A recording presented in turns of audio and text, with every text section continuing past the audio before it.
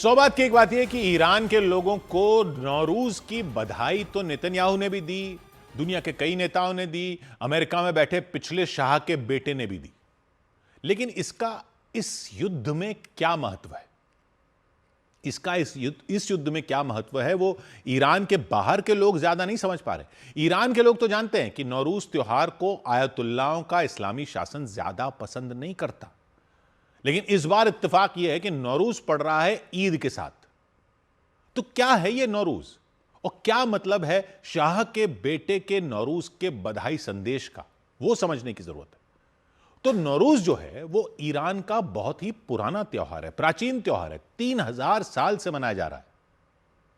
3000 साल से, समझे आप?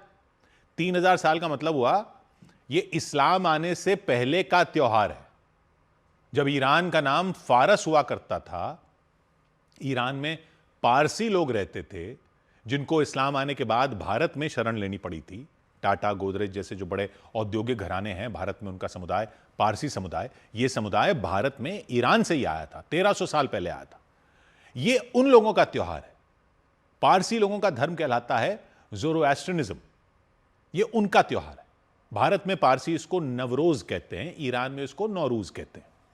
और नाम से ही आप समझ सकते हैं, नव और रोज, नवरोज यानी नया दिन, और असल में यह पारसी नए साल की शुरुआत होता है।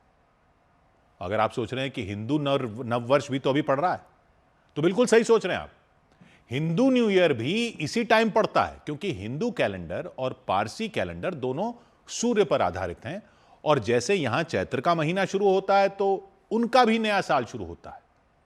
और फारस का यह सबसे बड़ा त्योहार हुआ करता था। यह वो प्राचीन त्योहार है जो इस पूरे इलाके में मनाया जाता रहा है। मराठी गुड़ी पड़वा मनाते हैं, कर्नाटक आंध्र में भी कई जगह उगादी मनाया जाता रहा है, सिंधी चेटीचंड मनाते हैं, कश्मीरी पंडित नवरेह मनाते हैं, कई इलाकों में चैत्र नवरात्र का पर्व होता है। सब इसी टाइम होता है। लगभग उन्हीं दिनों के आसपास नौरूज भी पड़ता है, क्योंकि यह सब कैलेंडर सूर्य की चाल पर आधारित है। लेकिन फिर वहां इस्लाम आ गया अरब से, और फिर जो फारस था वो ईरान बन गया। लेकिन यह त्योहार फिर भी मनाया जाता रहा। बहुत गिने चुने रह गए वहां पारसी, लेकिन यह पूरे ईरान का त्योहार बन गया। ईरान में भी मनाया जाता है, अजरबैजान में भी मनाया जाता है, कजाकिस्तान में भी मनाया जाता है। यह सारा इलाका इतिहास में अलग अलग टाइम में फारस के साम्राज्य में ही हुआ करता था। तो संस्कृति अब भी वही है। यह वहां का नया साल है, नौरूज या नवरोज। और ये नौरूज नवरोज इस साल है 20 मार्च को, हिंदू नया साल 19 मार्च को। और इस बार इत्तेफाक तो यह है कि 20 या 21 को ईद भी है। लेकिन नौरूज मनाना मतलब ईरान के इस्लाम आने से पहले के इतिहास को मनाना। यानी ईरान की पहचान सिर्फ इस्लाम से नहीं है, बल्कि यह प्राचीन संस्कृति है जो हजारों साल पुरानी है। मतलब समझे आप कि यह वाली पहचान इस्लामी क्रांति वाले शासन को उतनी पसंद क्यों नहीं आती।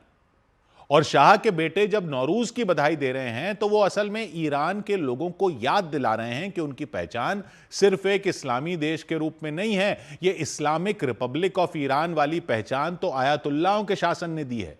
यानी शाह के बेटे चाह रहे हैं कि इस साल नौरूज को धूमधाम से मनाकर इस्लामी शासन को विरोध का संदेश दिया जाए। हालांकि इस्लामी शासन में नौरूज मनाने पर कोई बैन नहीं है, लेकिन कट्टर धर्मगुरु इससे दूरी बनाकर रखते हैं। लेकिन इस साल ईद भी उसी दिन पड़ रही, तो त्योहार मनाने से रोकना ही मुश्किल हो जाएगा। नौरूज का त्योहार यह मान लीजिए कि एक तरह से दिवाली और बसंत पंचमी के मिश्रण की तरह मनाया जाता है। प्रकृति के नए सीजन का स्वागत होता है, अच्छाई की बुराई पर जीत का पर्व होता है, और यह नई शुरुआत का उत्सव है। लोग घर पूरी तरह साफ करते हैं जैसे दिवाली पर हिंदू करते हैं, नए कपड़े पहनते हैं जैसे दिवाली पर पहने जाते हैं, परिवार और दोस्तों से मिलते हैं। और सबसे खास होता है नवरोज पर एक मेज सजाई जाती है जिसको कहते हैं हफ्त सीन। हफ्त का फारसी में मतलब होता है 7। संस्कृत में जो सप्त होता है, फारसी में वो हफ्त होता है। 7 दिनों का सप्ताह होता है, वही हफ्ता होता है। तो नवरोज में 7 चीजें रखी जाती हैं, उसको कहते हैं हफ्त सीन। सीन फारसी में स अक्षर को कहते हैं। तो हफ्त सीन में 7 चीजें रखी जाती हैं जिनके नाम फारसी के स अक्षर से शुरू होते हैं। इनमें नए जीवन का प्रतीक अंकुरित अनाज होता है, अच्छे स्वास्थ्य का प्रतीक सेब होता है, सिरका होता है, लहसुन होता है, वगैरह वगैरह 7 आइटम होते हैं। इससे पहले एक आग जलाई जाती है जिसको कहते हैं चहारशंबे सूरी, और लोग आग के ऊपर से कूदते हैं, ऐसी परंपरा। ये करके पारसी लोग मानते हैं कि पुरानी बुराइयां चली जाती हैं। पारसी धर्म में अग्नि की उपासना की जाती। तो यूनेस्को ने भी इस पर्व को दुनिया की प्राचीन अमूल्य विरासत घोषित किया हुआ है। तो रिजा पहलवी ने जो शाह के बेटे हैं, पिछले शाह के बेटे ने ईरानी लोगों को नौरूज की शुभकामनाएं देते हुए कहा कि यह नया दिन ईरान की पुरानी पहचान और आजादी की उम्मीद का प्रतीक है।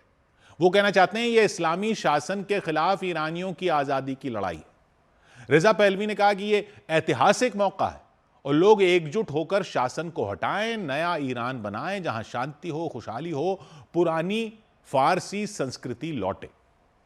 उन्होंने दुनिया से भी कहा कि नया ईरान बिना इस्लामी रिपब्लिक के बने, जहां कोई युद्ध ना हो, आतंक ना हो, परमाणु खतरा ना हो। ऐसा नहीं कि शाह के टाइम लोग इस्लाम को नहीं मानते थे। रिजा पहलवी खुद भी मुसलमान है, तो इस्लाम तो था, ईरान के लोग भी ज्यादातर मुसलमान ही हैं, लेकिन वो इस्लाम आने से पहले की संस्कृति को नकारते नहीं है। इसीलिए आयतुल्लाहों के शासन के न चाहने के बावजूद नौरूज की परंपरा वहां चलती रही।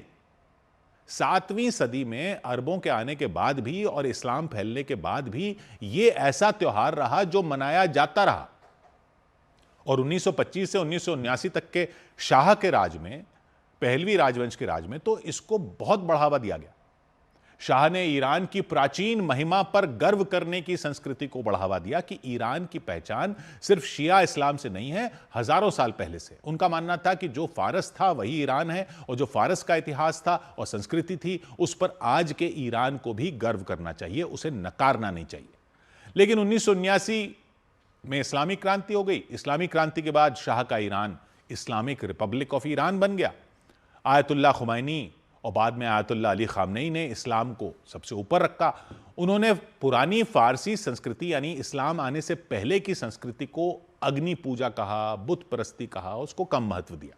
इसलिए नौरूज को इस्लामी शासन में कभी पसंद नहीं किया गया। इस्लामी शासन कोशिश करता है कि नौरूज ज्यादा बड़े पैमाने पर नहीं मनाया जाए, और जब लोगों को पूरी तरह नौरूज मनाने से वो रोक नहीं पाए तो उन्होंने ये जोर देना शुरू किया कि हफ्त सीन में जो 7 चीजें रखी जाती हैं उन पर कुरान को भी रखा जाए, और आग पर कूदने जैसे रिवाजों पर रोक लगा दी गई।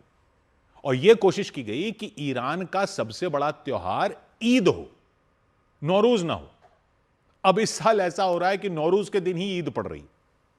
तो इस्लामी क्रांति के बाद आया आयतुल्लाहों का शासन तो ईरान की पहचान सिर्फ एक इस्लामी देश के रूप में रखना चाहता था, और पुरानी फारसी संस्कृति को वो खतरा मानते आए। लेकिन वहां के लोगों में नौरूज का इतना क्रेज रहता है कि वो इसको पूरी तरह तो बंद कभी कर ही नहीं पाए। आज भी ये छुट्टी रहती है, भले ही कई कट्टर लोग इसे गैर इस्लामी कहते हैं।